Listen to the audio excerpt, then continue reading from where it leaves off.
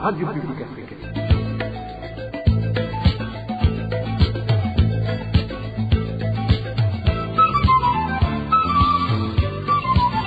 Radio Publique Africaine.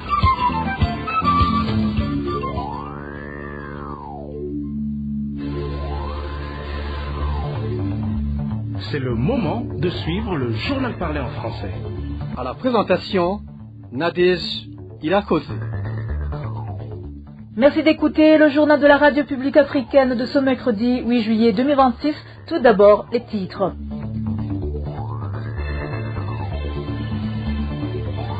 Plus d'une centaine de personnes ont été tuées dans 5 provinces du pays au cours des 6 premiers mois de l'année 2026. Parmi ces personnes tuées figurent 28 femmes et 10 enfants, selon le bilan effectué par la RPA.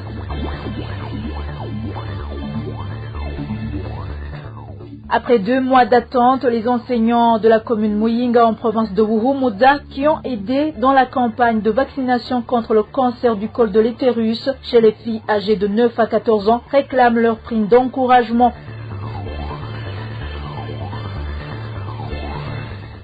Et dans l'émission Au cœur de la société, nous revenons sur la question de la démocratie au Burundi en cette période préélectorale. Voilà pour le sommaire. Tout de suite, le développement de cette édition.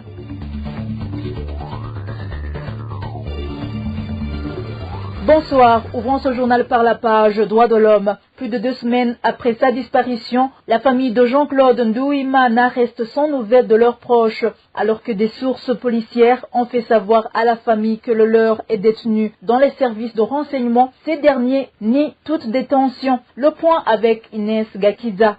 Jean-Claude Nduwimana, ancien militaire ex-FAB, est porté disparu depuis le 20 juin dernier. Sa famille a saisi la police pour tenter de retrouver sa trace. Selon ses proches, la police leur a d'abord indiqué qu'elle ne pouvait pas localiser son téléphone, expliquant que les équipements de traçage avaient été endommagés lors de l'incendie qui a récemment ravagé une partie du marché de Djabé. Cependant, par la suite, des sources internes leur ont confié que le dossier avait été bien suivi. Le téléphone de Jean-Claude Nduwimana a été localisé dans les locaux du service de renseignement près de la cathédrale Regina Mundi. Le dernier numéro à l'avoir contacté est également celui d'un agent de ce service. La famille s'est rendue à plusieurs reprises dans ces locaux pour tenter de le retrouver. Une première fois le lendemain de sa disparition, mais les agents du SNR leur ont répondu qu'ils n'y étaient pas. Par la suite, des sources internes au SNR leur ont indiqué qu'ils s'y trouvaient. La famille y est retournée, mais la réponse n'a pas changé. Ces sources policières ont aussi révélé à la famille de Jean-Claude Nduwimana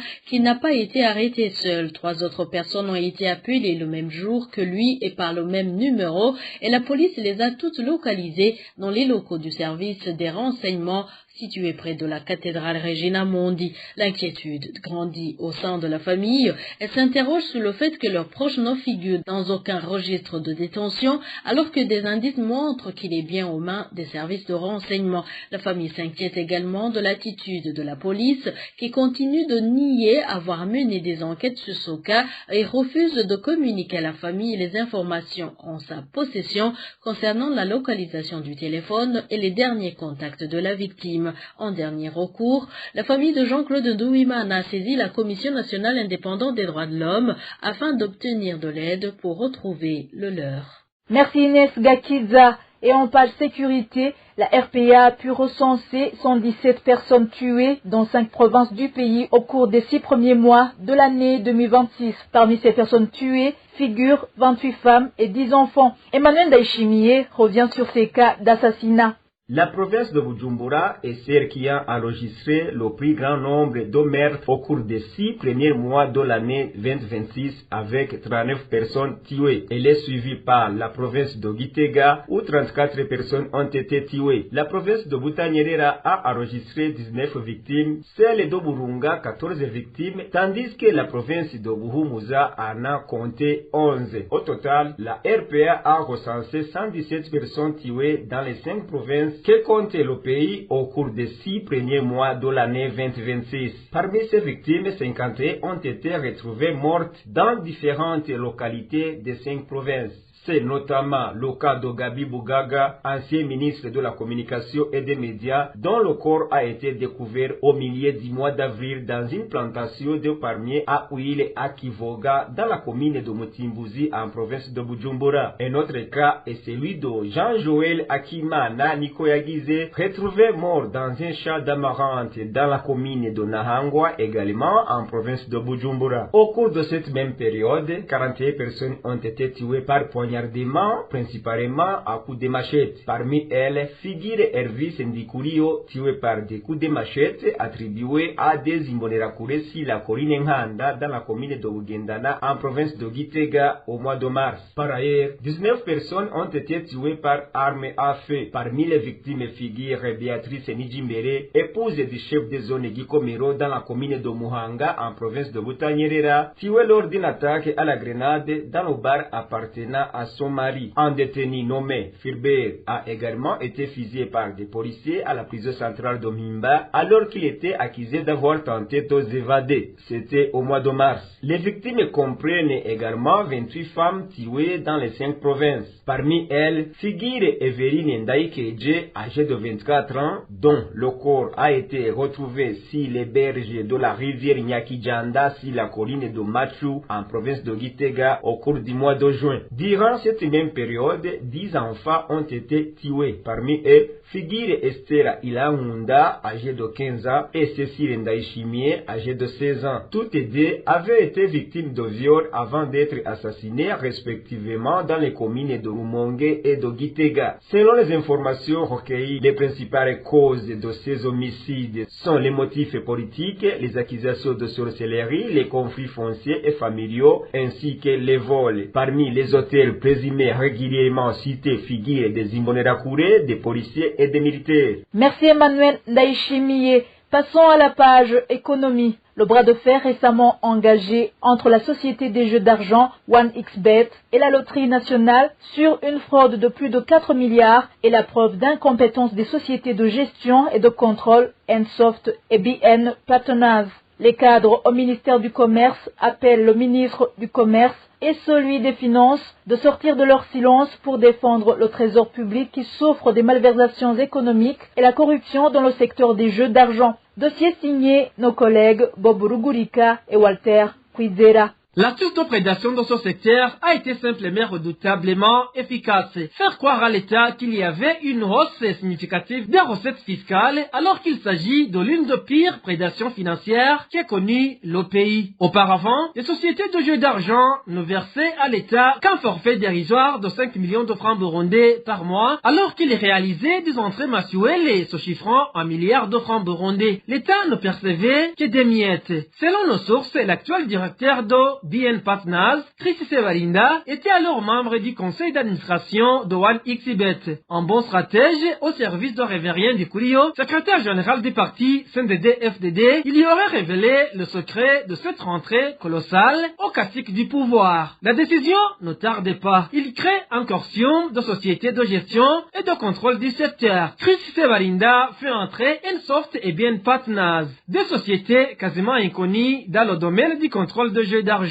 Ensoft évoluait auparavant dans les télécommunications. Résultat du coup, sur plus de 5 milliards de francs burundais d'entrée mensuelle, Chris Sevalinda fixe 40% des redevances pour BN Partners et Ensoft, soit environ 2 milliards de francs burundais par mois. Près de la moitié des redevances perçues par l'autorité de tutelle, la loterie nationale, dirigée par Fabrice Niragila lui-même, sous influence du même Révérien Ndikurio. À y regarder de près, c'est donc le secrétaire général des partis au pouvoir qui contrôle à la fois la loterie nationale et les sociétés de gestion et de contrôle, au véritable empire financier privé au sein de l'État. Nos sources au ministère du Commerce sont formelles. Ensoft et BN Partners n'ont aucune expertise avérée dans le contrôle de jeux d'argent. Son marché leur a été attribué dans l'opacité la plus totale, sans appel d'offres ni concurrence. Mais la mafia ne s'arrête pas là. Toutes les sociétés de jeux d'argent sont soumises à des contributions annuelles exorbitantes concomitante à la Fédération nationale de football, alors dirigée par Révérien Ndikurio lui-même. Ainsi, le bras financier de Ndikurio s'étend sur la loterie nationale, les sociétés BN Partners et Ensoft, les contributions forcées à la Fédération de football et sa propre société Lydia Lydic, la seule qui échappe au contrôle imposé aux 8 autres sociétés. Donc, 4 vaches laitières pour un seul homme qui, selon nos informations, distribuerait une partie des fruits de cette prédation à d'autres poids lourds du régime. Parallèlement à cette vaste entreprise de prédation, la société OneXBet continue d'utiliser ses agents sur le terrain à travers tout le pays, malgré une interdiction formelle notifiée par la Loterie nationale à tous les responsables provinciaux et communaux. Pourquoi cette inaction des autorités locales? Pourquoi le gouvernement reste-t-il silencieux face à ce flagrant délit? Nous y reviendrons dans éditions ultérieures. Merci Bob Rugurika et Walter Kwizera. Après une courte pause, c'est la page gouvernance. RPA.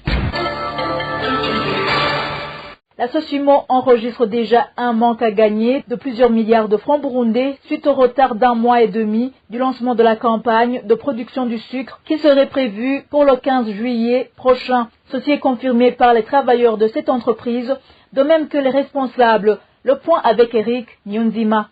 La décision d'amorcer la campagne de production du sucre à la Sosumo a été prise dans la réunion du comité de direction de cette société tenue le vendredi de la dernière semaine. Dès lors, tous les employés de la Sosumo, chacun dans ses responsabilités et postes d'attache, se sont précipités pour finalement débuter la campagne de production qu'ils estiment être le pilier et fondement de la société, en même état le salut pour leurs familles. S'il advenait alors que la campagne débute avec la date annoncée, un retard d'1 mois et des semaines serait déjà enregistré. Les deux autorités de la Sosumo qui s'est entretenue avec la RPA au mois de mai et qui a toutefois requis l'anonymat a révélé qu'un moins de retard de la campagne de production occasionne d'énormes pertes. Cette autorité affirme que lorsque la campagne débute avec le mois de juillet, le manque à gagner se varie à 3200 tonnes de sucre produites chaque mois de la campagne. En effet, les deux chefs de département en de la Sosumo a signifié à la RPA que le minimum de sucre produit par jour pendant la campagne correspond à 5 kilos. Selon lui, si la campagne débute avec la date annoncée, il y aura 44 jours de retard, correspondant à 4400 tonnes de pertes. À cet effet, se référant sur le prix officiel de 6 000 francs par kilo de sucre, ce responsable indique que jusqu'au 14 juillet, la Sosumo aura enregistré une manque à gagnant de plus de 2 milliards 640 millions de francs burundais. Rappelons qu'en temps normal, la Sosumo lance la campagne de production dès le début du mois de juin, pour la clôturer le 24 décembre. Selon les techniciens, les plantations deviennent impraticables pour les machines qui récoltent la canne à sucre, puisque effectivement, les terrains deviennent de plus en plus glissants. La rédaction de la RPA a contacté Marie-Rose Bahimbare, la directrice générale de la Sosumo. Cette dernière n'a aimé décrocher son téléphone, encore moins, elle n'a pas répondu à notre message. Merci Eric Nyonzima. Les enseignants de la commune Muyinga en province de Buhumuza qui ont aidé dans la campagne de vaccination contre le cancer du col de l'utérus chez les filles âgées de 9 à 14 ans réclament leur somme de plus de 70 000 francs de prime d'encouragement. Ces enseignants indiquent que ça fait plus de 2 mois en attente d'être régularisés par le ministère de la Santé publique, mais en vain. Emmanuel Nyungeko nous en dit plus. 24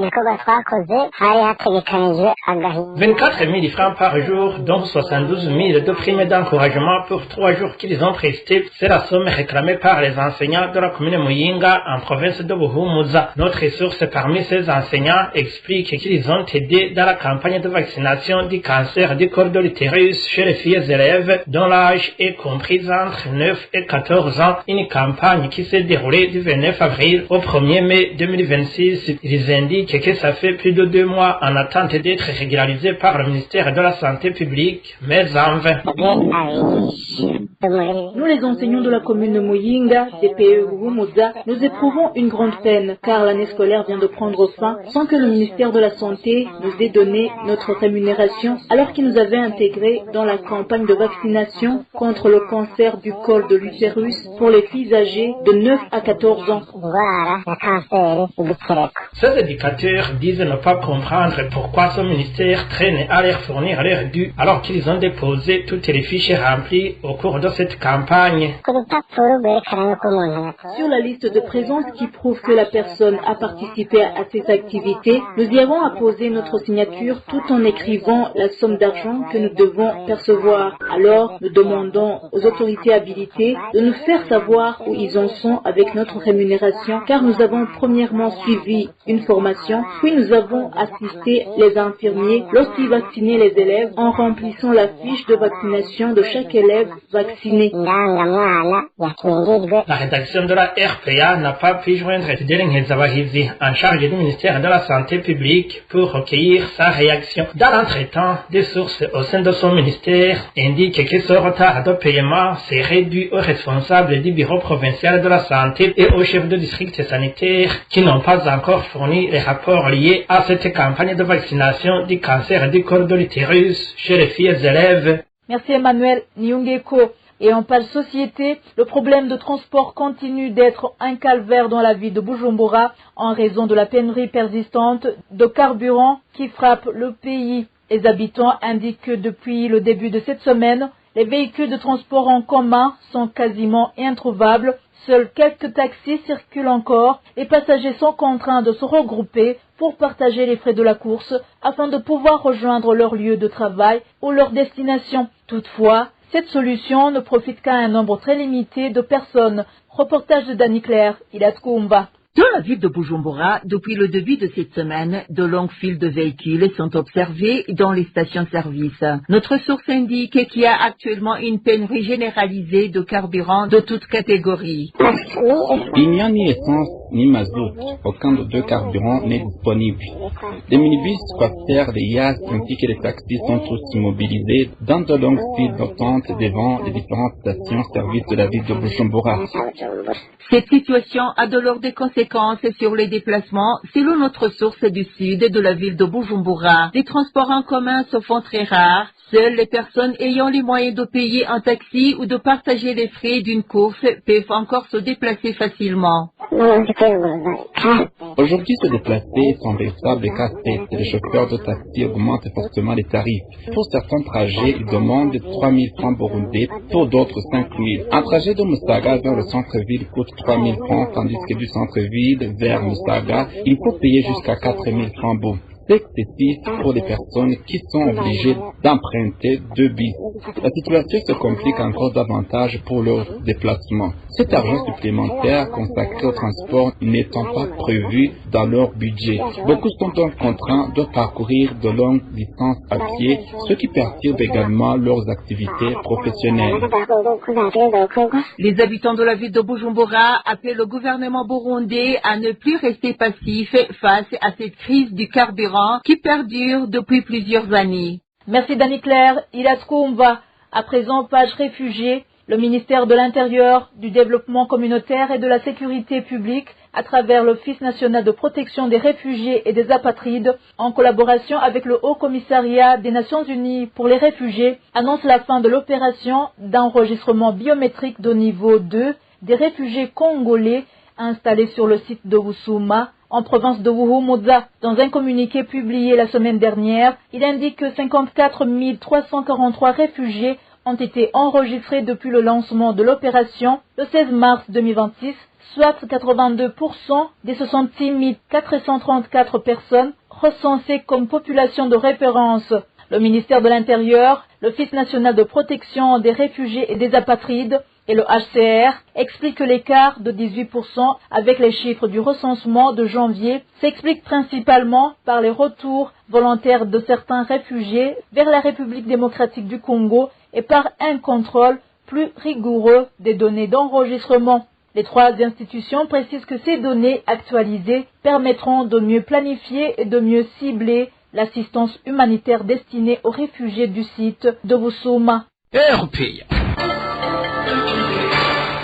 Clôturons ce journal avec l'émission Au cœur de la société. Dans l'édition de ce jour, nous revenons sur la question de la démocratie au Burundi en cette période préélectorale. Au cœur de la société vous est présenté par Bertrand Gendakuriyo. Au cœur de la société. Au cœur de la société est une émission préparée en synergie par les radios Inzamba Agatekakawe, Radio RPA Ijuya Wanyagihugu, ainsi que la radio-télévision Renaissance. Au Burundi, la question de l'état de la démocratie continue de susciter des débats. Alors que le pays vient de célébrer le 64e anniversaire de son indépendance, plusieurs voix s'interrogent sur la réalité du pluralisme politique et de la participation citoyenne et du respect des libertés fondamentales. Où en est donc réellement la démocratie au Burundi? Les citoyens disposent-ils encore des moyens d'influencer la gestion du pays et d'exercer librement leurs droits? Les réponses à toutes ces questions sont dans votre magazine Au cœur de la société de ce mercredi 8 juillet 2026 à la présentation Bertrand Yendakulio, bienvenue. Au Burundi, où l'on vient de célébrer le 64e anniversaire de l'indépendance, de nombreux signes montrent que la démocratie n'est qu'un slogan. Depuis son arrivée au pouvoir, le parti CNDD-FDD s'est illustré par une politique d'exclusion visant à monopoliser le pouvoir au détriment des citoyens et de l'intérêt général au profit d'un cercle restreint. Plus de détails avec notre collègue Désiré Hatungiman. Le 1er juillet de chaque année, le Burundi célèbre la fête de l'indépendance. Lors de la lutte pour l'indépendance, de nombreux Burundais se sont sacrifiés, tandis que d'autres s'y opposaient. Finalement, le prince Louis Gasore et ses compagnons remportèrent la victoire face au PDC, parti soutenu par les Belges qui refusaient l'indépendance immédiate du Burundi. Cette conquête devrait consolider la démocratie, mais les ennemis de celle-ci ne l'acceptèrent pas. Gasore fut assassiné. Ce schéma s'est répété au fil des décennies. En 1993, Melchior Ndadaye, élu président, fut tué 3 mois après son arrivée au pouvoir. Le Burundi replongeant dans la dictature jusqu'aux accords d'Arusha qui permirent au CNDD-FDD d'accéder au pouvoir en 2005 après des élections saluées par la communauté internationale. Aujourd'hui, ce même CNDD-FDD semble avoir oublié ses origines. Dès 2010, ses dirigeants se sont employés à affaiblir et diviser les autres partis. IPRONA, FRODEBO, IPD et plus récemment le CNL. En 2015, la Constitution fut violée pour se maintenir au pouvoir. Les partis politiques et la société civile organisèrent des manifestations pour contester cette violation de la Constitution qui ne permettait pas à Nkurunziza de briguer le 3e mandat. Malgré tout cela, le CNDD-FDD a fait le forcing et Pierre Nkurunziza se représenta et remporta des élections sans véritable concurrence, tandis que des milliers de Burundais fuyaient et que la démocratie était étouffée. À présent, la démocratie multipartite n'est plus qu'un souvenir. Le CNDD-FDD domine toutes les institutions du pays, comme ce fut le cas à l'époque du parti unique, l'UPRONA. Pour la prochaine présidentielle, le CNDD-FDD a déjà montré qu'il ne voulait aucun adversaire, en contrôlant la commission électorale et en écartant les autres partis. Ainsi, la démocratie qui devrait guider le Burundi s'est effacée, étouffé par le CNDD-FDD. Sans cette démocratie, ce parti n'aurait jamais survécu, car la voie de la guerre qu'il avait choisie n'avait pas abouti. Le Burundi dispose de nombreux signes d'une véritable démocratie. Pourtant, les différents régimes qui se sont succédés ont continuellement favorisé des systèmes de gouvernance marqués par la domination et l'exclusion. C'est ce qu'affirme Léon Sengenakumana, homme politique qui estime que le pouvoir actuel fait fortement reculer le processus démocratique en cherchant à ramener le pays vers un système de parti unique. Selon lui, les dirigeants actuels ignorent délibérément les leçons de l'histoire alors qu'ils connaissent les conséquences désastreuses qu'a eu le régime du parti unique sur le Burundi. Suivez-le. L'état des lieux, c'est qu'effectivement les partis politiques existent, c'est que les organisations de la société civile existent, les médias existent, malgré leurs infirmités. Ces piliers existent. Les élections comme mode d'accès et de gestion du pouvoir de manière pacifique existent aussi. Alors, en définitive, l'état des lieux, puisque ces piliers existent, tout le monde s'accorde pour dire que la démocratie et la bonne gouvernance constituent le système politique approprié à notre société aujourd'hui, que jamais le retour à l'esclavage, à la féodalité, au colonialisme ou à la dictature militaire. Tout le monde s'accorde pour dire que la démocratie, c'est le moindre mal de tous ces systèmes. Tout le monde s'accorde pour dire également que les élections constituent la voie la meilleure pour accéder au pouvoir, le gérer et le quitter pacifiquement, sans créer du désordre, de l'anarchie, du chaos dans un pays. C'est la déchéance de notre société, c'est la déchéance humaine même. Certainement, qu'ils vont contraindre le parti CNDD-FDD à changer, parce que c'est celui qui est au pouvoir aujourd'hui, même un autre qui sera au pouvoir demain, et qui se comporte de cette manière, cette force le contraindra à changer, et s'il ne change pas, il sera remplacé. Rien à faire, il sera remplacé. Et de cette manière, on va poursuivre et consolider la voie de la démocratie et de la bonne gouvernance. C'est de cette manière-là qu'on va asseoir la démocratie et la bonne gouvernance dans son pays. Si on continue à pleurer, chacun dans son coin, chacun dans sa famille nucléaire, chacun dans sa famille politique, chacun dans sa famille ethnique, continuer à pleurer ou je ne sais quoi, croyez-moi, il n'y aura pas de changement. Comme le disait si bien Martin Luther King, en refusant de lutter ensemble, nous allons périr ensemble.